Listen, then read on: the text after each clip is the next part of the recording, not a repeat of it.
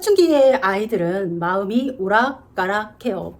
때로는 이랬다가 저랬다가 나도 내 마음을 잘 모르겠다라고 하는 경우가 많은데요. 그때마다 이렇게 해봐. 인생은 이렇게 생각할 수도 있어. 라고 얘기해주고 싶어요. 너무나 간절하게 엄마 마음에서 진심으로 내가 경험한 모든 것을 통틀어서 얘기해주고 싶습니다. 문제는요, 이렇게 내가 간절하게 얘기해주고 싶은 만큼 아이는 간절하게 그 얘기를 거부한다는 거죠. 아이가 전혀 들으려고를 안 해요. 그런데 내 마음속에 내가 경험한 수많은 보물 같은 게 있은들 무엇하겠습니까? 아무 소용이 없습니다. 그래서 답답한 분들 많으실 거예요. 사춘기 아이랑 대화하고 싶고 아이하고 마음을 나누고 싶은데 도대체 내 말은 들으려고 안 해요. 엄마가 말만 하면 잔소리라고 여깁니다. 말문을 닫고 내 이야기를 전혀 받아들이지 않으려는 아이, 어떻게 하면 좋을까요? 아이가 마음이 잘 성장할 수 있도록 도와주고 싶은데 그 방법을 찾지 못해서 헤매시는 분들을 위해서 준비했습니다. 제가 아이들을 위해서 바로바로 아이들의 사전을 준비했습니다. 사춘기 마음 사전입니다. 사춘기 아이들, 내 마음이 왜 이럴까? 나는 어디로 가야 될까? 헤매고 있을 때 옆에서 부드럽게 조곤조곤 그 마음을 읽어주고 그 방향성을 잡아줄 책입니다. 아이가요, 엄마랑 얘기하다가 얘기 안 하려는 이유가 뭔지 아세요? 얘기하다 보면 엄마가 욕심이 가미되어서 점점 말이 거칠어지고 화를 내고 그렇게 하다 보니까 아이가 얘기하기 싫어지는 거예요. 아이가 부드럽게 계속해서 자기 얘기를 잘 경청해주고 자기의 의견을 존중해주면서 대화를 하는 엄마라면 결코 거부할 일이 없을 겁니다. 내 자식이라서 그런지 그게 참 안 되죠.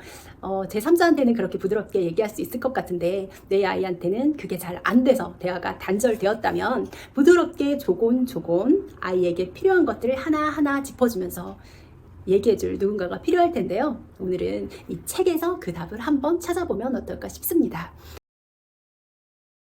아이들이 사춘기를 겪으면서 정말 많이 힘듭니다. 옆에서 바라보는 부모도 답답할 때가 한두 번이 아닌데요. 아이들은 오죽하겠어요. 친구들 얘기를 들어서 따라가 보자니 또 아리송하기도 하고 부모님과 얘기를 하면 잔소리로 이어지고 아이가 터놓고 자기 마음을 고백하고 내 마음이 왜 이럴까? 내가 어떻게 나아가야 될까? 방향을 잡지 못하는 경우가 많은데요. 부드럽게 아이의 상황을 경청해주면서 이렇게 한번 해보면 어때? 라고 이 책에서 제시해주고 있습니다. 아이한테 말을 건네기보다는 슬며시 책을 건네면서 이 책 한번 읽어봐. 너한테 도움이 될 것 같아. 라고 얘기해주면 도움이 되지 않을까 싶습니다. 사춘기 아이들이 하나도 되는 게 없어. 내 맘대로 되는 게 없다고 주저하고 불안하고 불만이 가득할 아이들에게 마음을 읽어주는 마음 사전. 어떤 내용들이 들어가 있는지 오늘 한 챕터를 살펴보도록 하겠습니다. 마음 사전에요. 내 마음과 능력 그리고 관계 사전 세 가지로 나눠집니다. 내 마음이 너무나 오락가락할 때 나는 특별하고 싶은데 너무나 평범하고 보통인 내 마음, 유능한 사람이 되고 싶지만 무능한 내 모습이 너무 초라해 보이는 아이들의 마음, 내가 지루한데 또 때로는 너무 하고 싶은 게 많고 때로는 너무 무기력한 아이들의 마음을요, 왜 그런지 어떻게 느끼고 있는지 하나하나 살펴봤습니다. 능력사전에서는 나도 시험이 너무너무 싫지만 시험에서 우등생이 돼봤으면 좋겠어요. 나는 왜 이렇게 머리가 나쁜 걸까요? 다른 사람에 비해서 열등할까요? 공부를 잘하고 싶은데 마음대로 되지 않을 때, 또 취미가 있다면 좋을 텐데 그것조차 없고 존재감도 없고 튀고 싶지만 너무나 평범한 내 자신의 능력에 대해서 살펴보는 능력사전도 있습니다. 마지막으로 관계사전에서는요, 친구에 대한 이야기, 또 부모, 형제, 자매, 타인, 관계에서 느끼는 아이들의 부담감과 심리를 다뤄보는데요. 너무 피곤하면서도 이해받고 싶은 마음, 외로우면서도 함께 있고 싶은 마음들이 관계에서 어떻게 작용하는지 하나하나 살펴보았습니다. 자, 그 중에서도요, 예를 들어서 살펴볼 거는 바로 관계사전입니다. 관계를 맺는다는 게 인생에서 정말 어렵잖아요.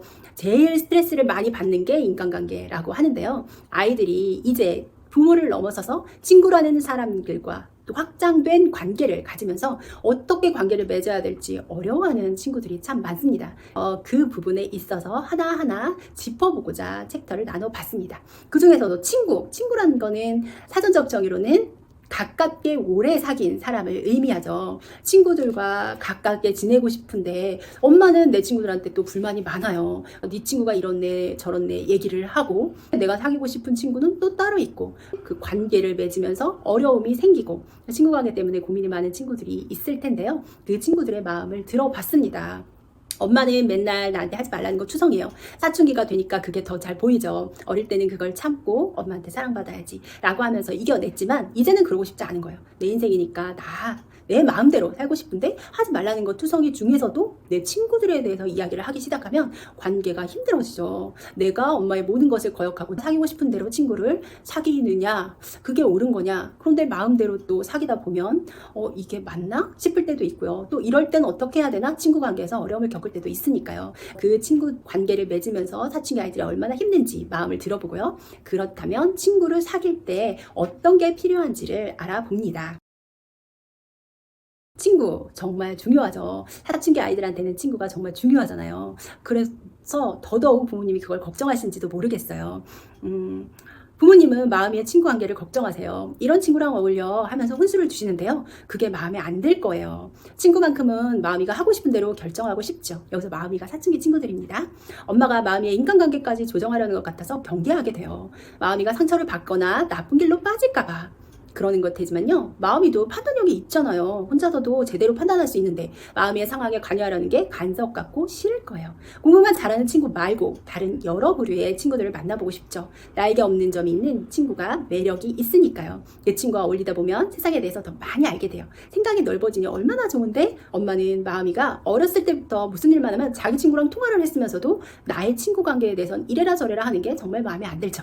이런 식으로 내 마음의 감정을 읽어줍니다. 그리고 나서요, 엄마나 부모님이 생각하는 좋은 친구의 기준과 마음의 기준이 서로 다르기 때문임을 말해줍니다. 무엇이 어떻게 다른지 한번 생각해 볼까요? 마음이는 어떤 친구를 좋아하고 어떤 친구와 친한가요? 아직 그 기준을 잘 모르겠죠. 그냥 좋아서 좋은 건데 이유가 있을 리가 없잖아요. 그런데 친구를 사귈 때도 기준이라는 게 필요해요. 담배를 피우는 친구, 화장을 하는 친구는 무조건 아니다, 이런 뜻이 아니에요. 공부 잘하는 친구랑만 사귀라는 것도 더더욱 아니죠. 다만 내가 왜 저 친구랑 절친이 되고 싶은지는 생각해 봐야 됩니다.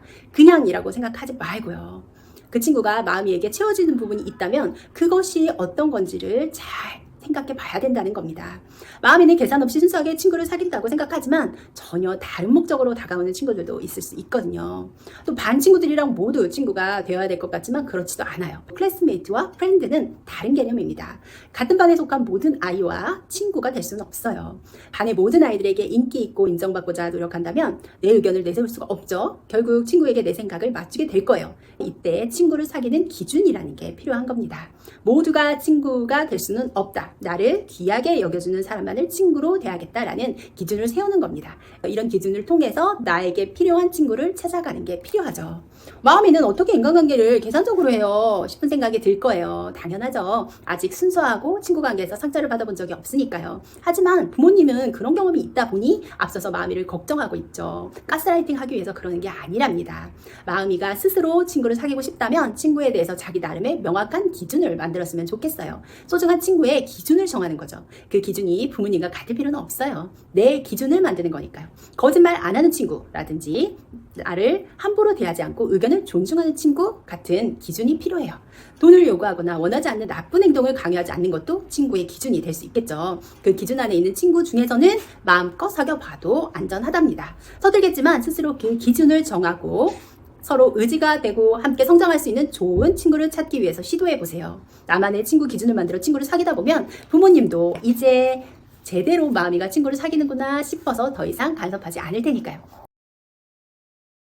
이렇게 친구 관계에 대해서 마음이의 속내를 읽어주고 솔루션을 주고요. 나아갈 방향을 제시를 해줍니다. 이런 식으로 사춘기 아이들의 마음이 왜 흔들리는지, 어떻게 흔들리는지 알아보고 그에 대한 이야기들을 정말 친한 친구나 이모, 삼촌처럼 나눠주는 그런 책입니다. 아이들하고 대화가 잘 안 될 때, 그렇지만 걱정돼서 뭐라도 길잡이를 해주고 싶을 때 도움이 될 책이니까요. 아이들한테 슬며시 한 권 권해보시면 어떨까 싶습니다.